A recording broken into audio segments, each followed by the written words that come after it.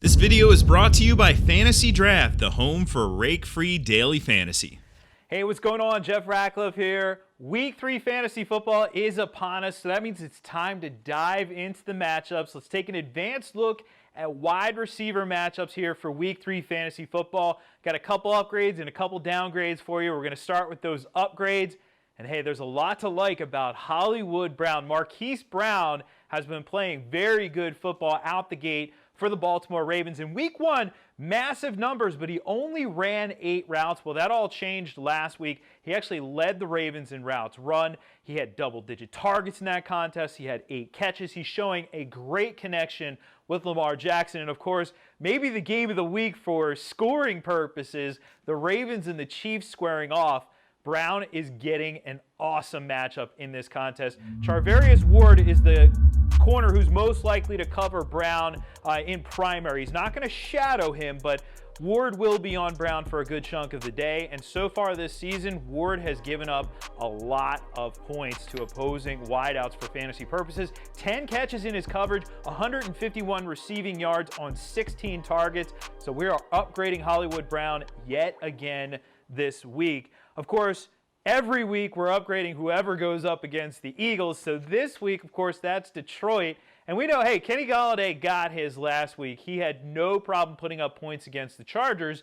But Marvin Jones did have some problems. Now, you're going to start Golladay any given week. He has the potential to be a top 10 receiver in this matchup against the Eagles this week. But I think Marvin Jones is actually more interesting. Now, last week, he was actually shadowed by Casey Hayward, not Golladay. So that put a damper on his numbers for sure. And I know a lot of fantasy owners are looking for reasons to drop Marvin Jones. Don't do it to yourself. Hang on to him because you may be sorry after this week. Jones has major upside against his secondary. Ronald Darby, Avonte Maddox, Rasul Douglas, they're giving up points in bunches to opposing wide receivers. Let's not forget, it wasn't just Julio Jones last week. It was also Calvin Ridley who put up big-time numbers. So both the Lions receivers get an upgrade this week. Let's go into the downgrades, and I don't know. There's not much to like about the Jets, unfortunately, right now, especially in the passing game when you're down your top 2 quarterbacks. Sam Darnold looks like he'll return in Week 5, but Trevor Siemian not going to return this season. So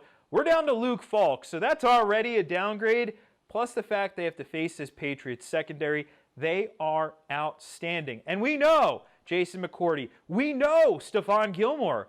But maybe we don't all know Jonathan Jones just yet. We should, though. Through the first 2 weeks of the season, Jones is our #1 corner here at PFF. He's just been absolutely phenomenal. 47% catch rate, 9.1 yards per reception to opposing wide receivers. He's blanketing them, and he's covering the slot, so that means Jamison Crowder this week. It's going to be tough to endorse starting Crowder coming off a down week, of course, last week after the big Week 1 performance. And also, hey, Stephon Gilmore is going to be shadowing Robbie Anderson, so there's really no reason to like any piece of this Jets offense this week, with the exception of Le'Veon Bell, because he's going to touch the ball a ton. Otherwise, we're fading the receivers there. And another matchup downgrade for us this week, Tyrell Williams. Okay, so he has firmly established himself as the #1 receiver in Oakland, which is a good thing. But, of course, when you're the #1, when you're the top dog, you get the attention of the opposing defense. And that means that he could face some tough shadow coverage at times, including this week up against Minnesota. Xavier Rhodes is very likely going to shadow Tyrell Williams. And when we think about that, well, Devontae Adams, he held his own against Xavier Rhodes last week, but those guys see each other a lot. Julio Jones, on the other hand, was shut down by Xavier Rhodes in Week 1.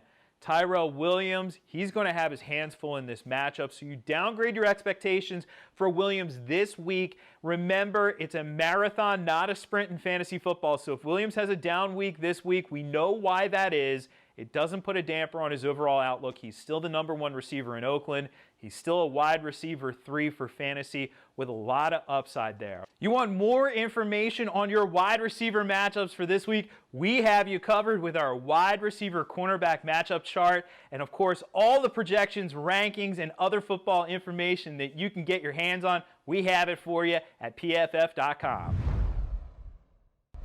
Thanks for watching the PFF YouTube channel. And if you want to subscribe, all you have to do is push the button. Don't forget everything you get. A little fantasy, push the button. a little green line for the gambling aspects of the game, push the button.